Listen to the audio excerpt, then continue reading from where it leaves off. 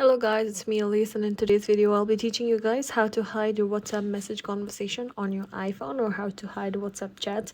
So without any further ado, let's get started. Firstly, I want you to open your WhatsApp application, then hold on the chat that you want to hide, and then click on the archive.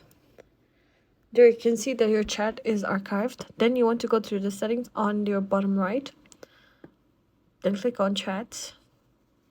Then keep chats archived should be off, and as you can see, your chat will be not present in your home button or your chat button.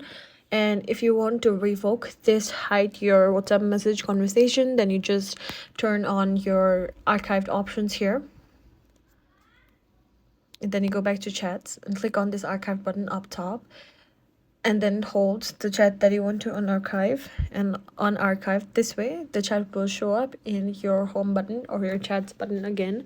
So I assure you that your WhatsApp chats will be hidden this way, and I also suggest you to put your Face ID when you do this so others cannot access your hidden chats as well. So this is a quick and easy way how to hide your WhatsApp messages. I hope this video was helpful.